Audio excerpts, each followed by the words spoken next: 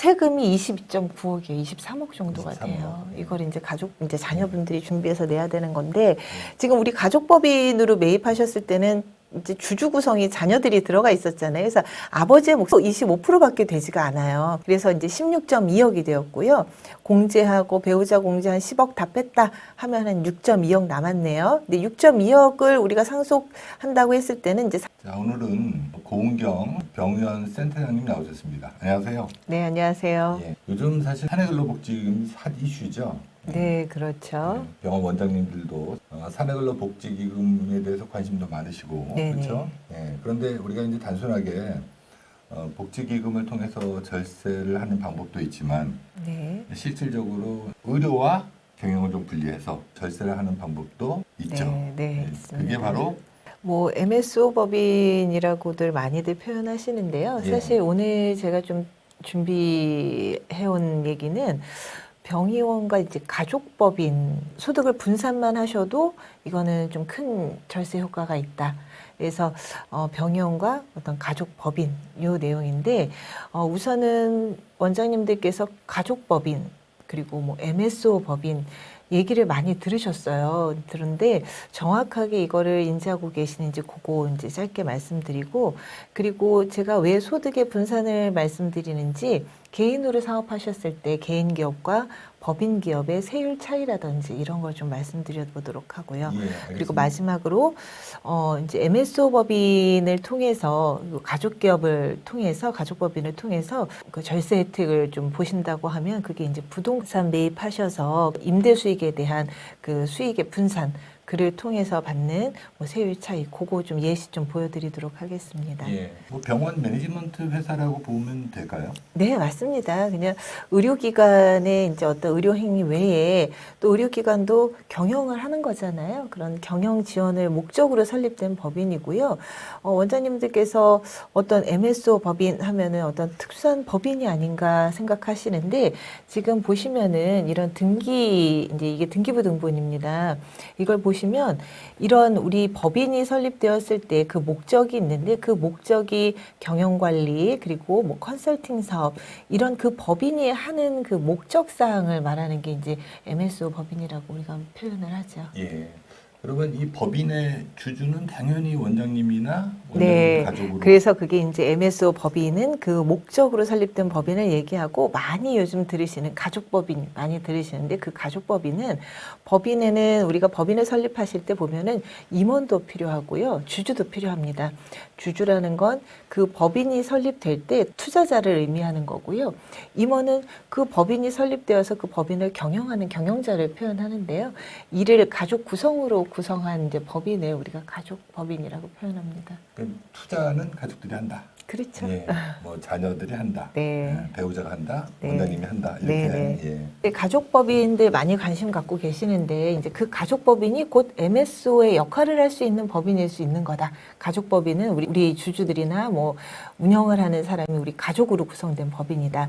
그러면 이 법인에서 할 수 있는 목적들이 이제 사업들이 무엇이 있을까를 이제 보면은 대표적으로 뭐 행정 업무를 또 대행해 줄 수가 있고요.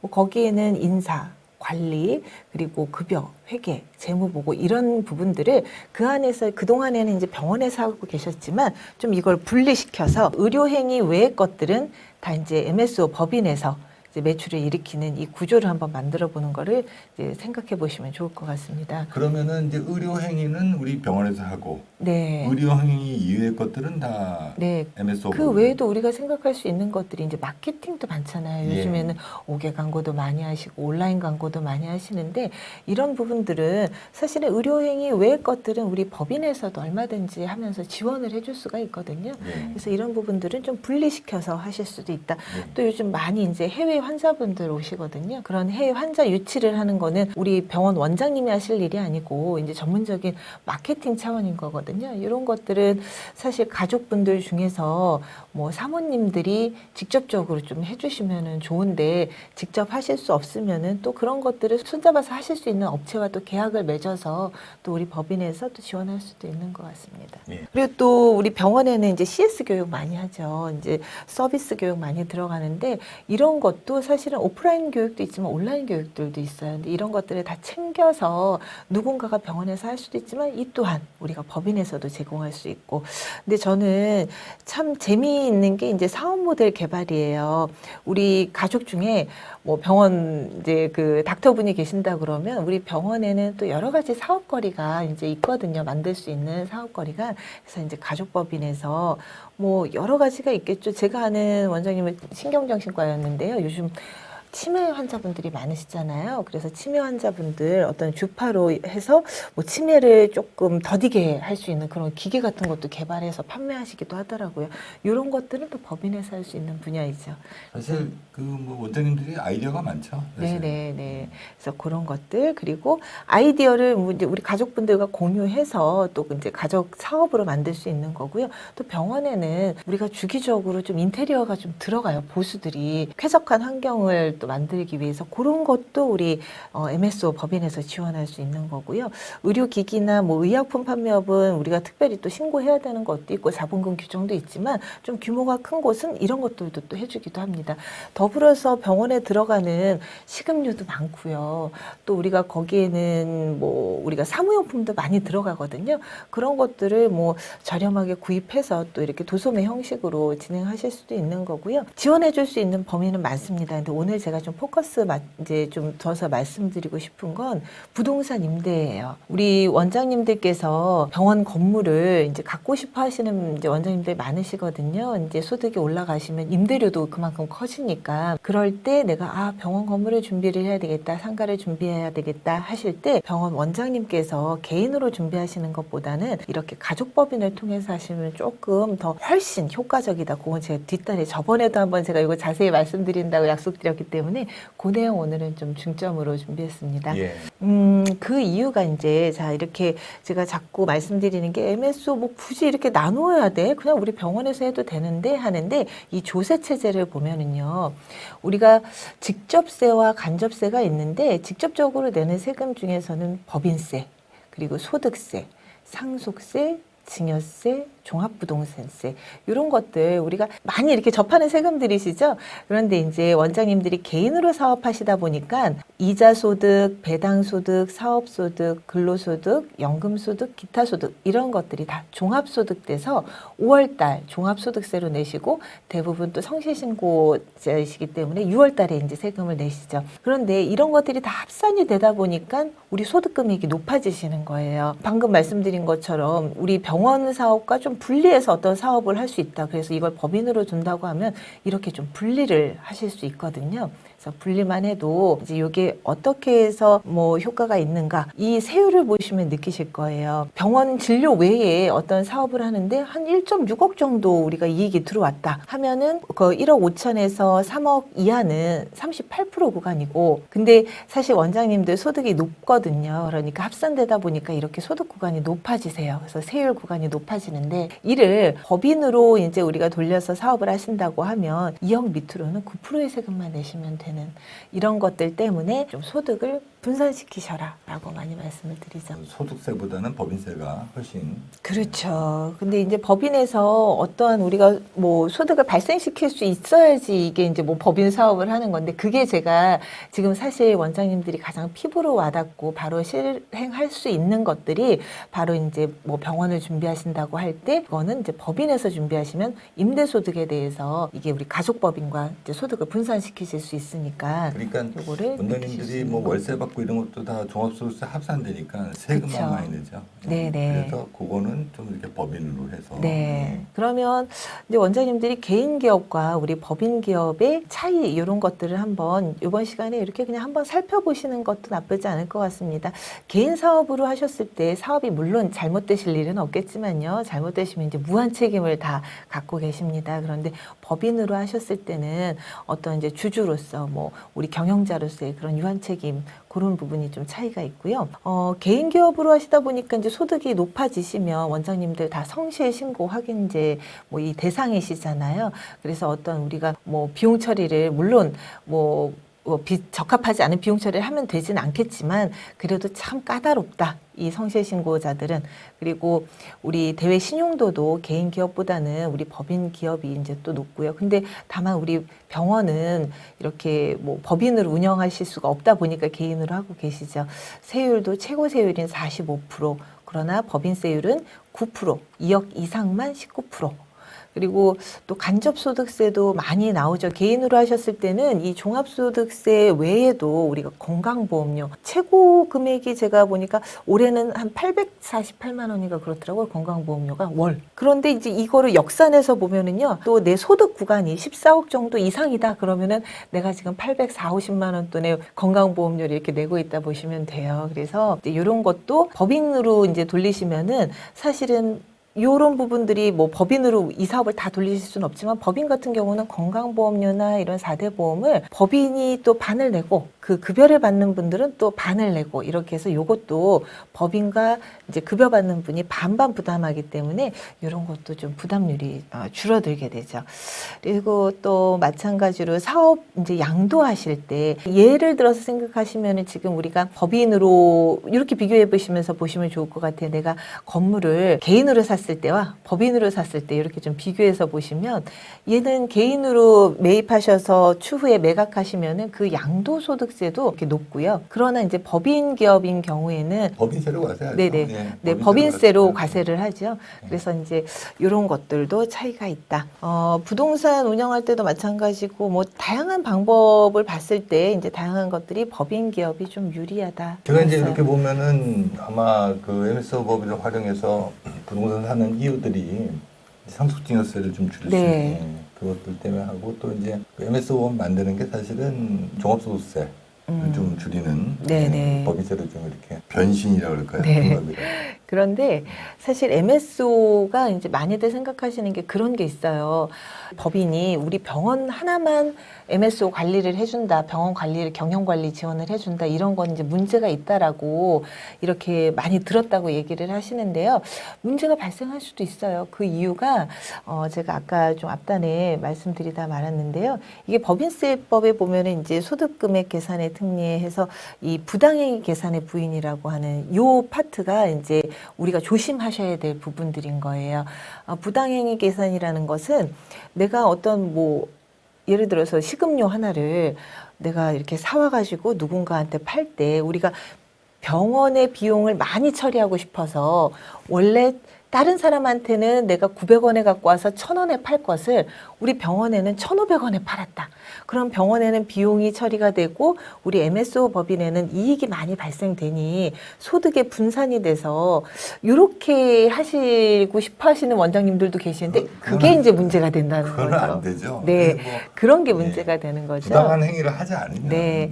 그런 것만 조심하시고 하신다 그러면 이제 뭐 하나의 법인이 하나의 병원을 관리하시는 것도 무방하다. 그리고 실질적으로 관리만 잘해 주신다고 하면 그거는 무방한 내용입니다. 근데 제일 먼저 하실 수 있는 거는 그래도 이제 병원 제일 원장님들이 제일 하고 싶어 하시는 게 병원 매입하시는 거니까요. 이제 그 부분인 거죠. 자기 건물에서 이제 병원 하고 싶은데 네네. 이게 그 네.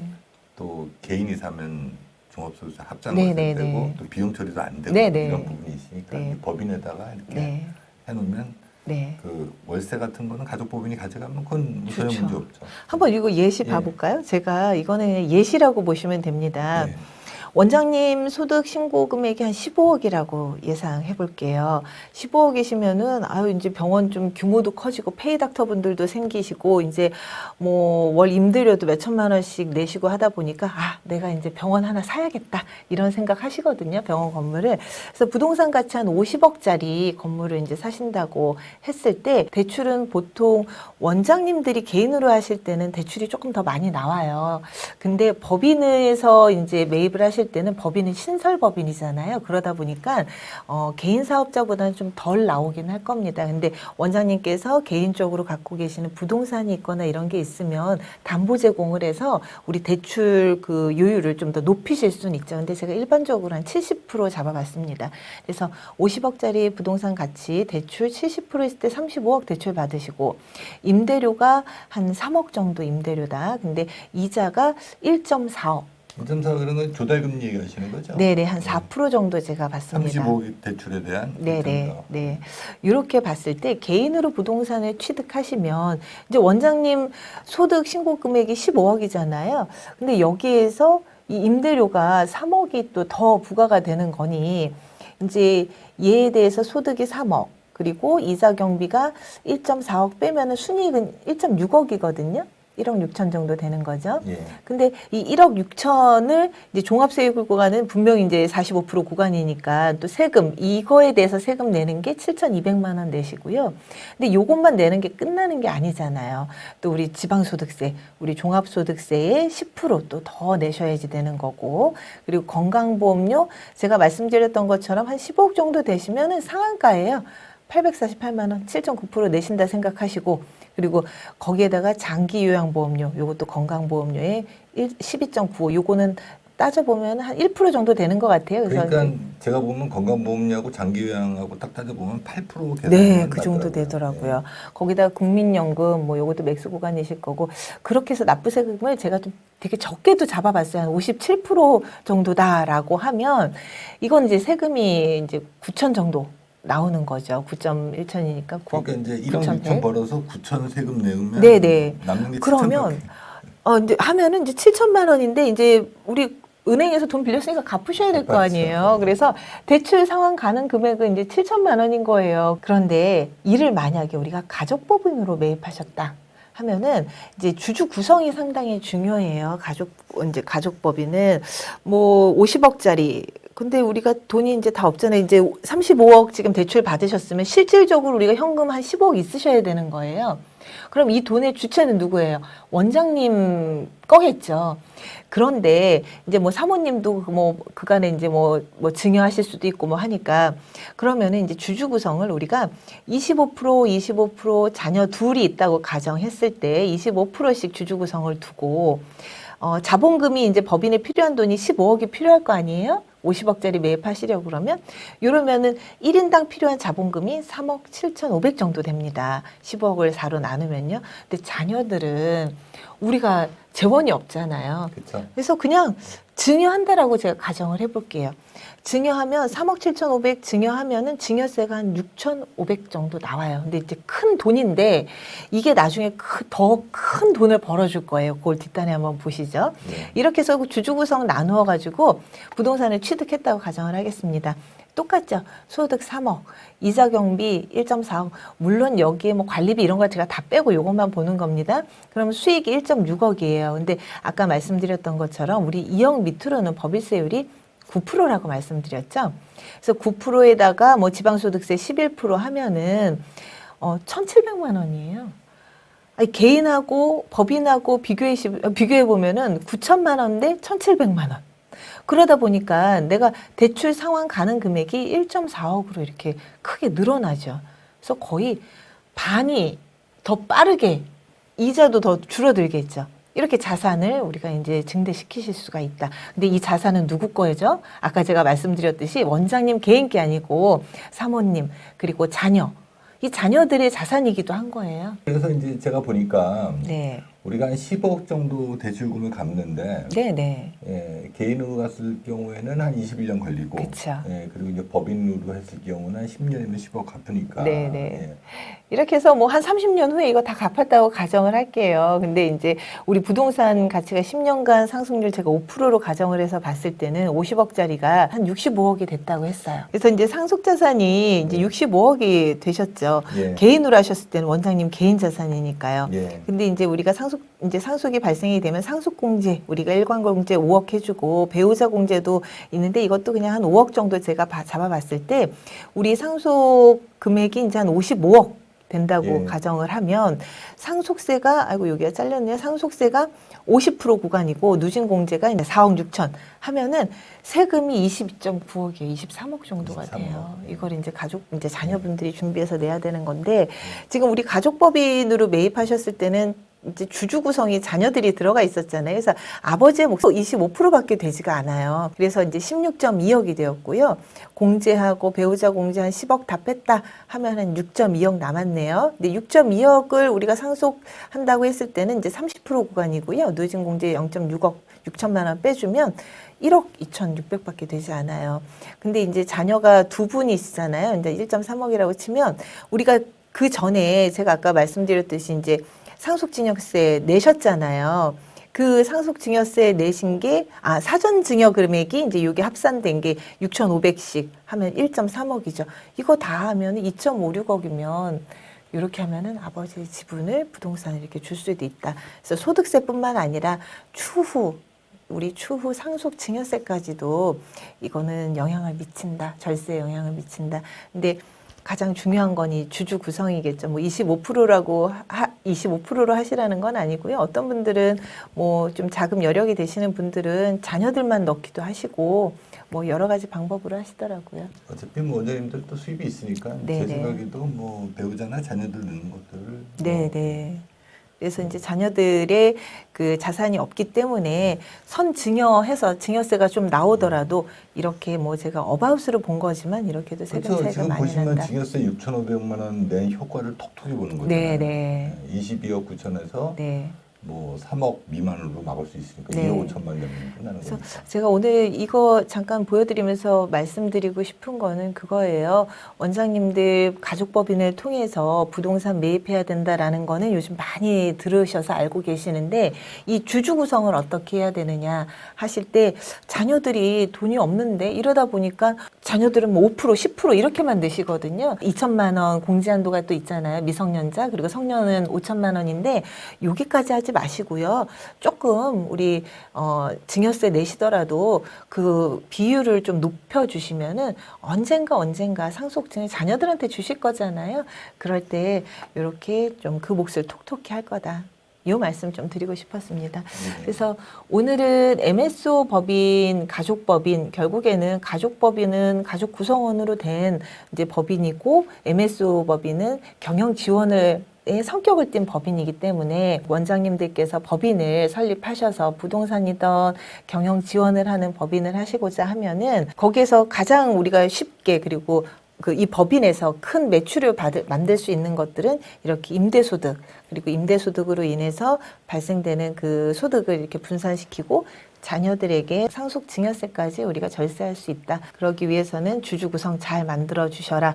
뭐 증여세 조금 아끼시지 말고 지금 미리 증여해 주시는 거 나중에 큰 도움 되실 거다. 요거 좀 보여드리고 싶었습니다. 네. 오늘 하여튼 좀 잘해 주셨는데 네. 그 정도까지만. 제가 지난번에 약속드렸었거든요. 이게 가족법인으로 부동산 취득하셨을 때 어떤 도움이 되는지 한번 보여드린다고 해서 이렇게 보여드려 봤습니다. 네, 알겠습니다. 오늘 여기까지 네, 하시죠. 알겠습니다. 네, 감사합니다. 수고하셨습니다.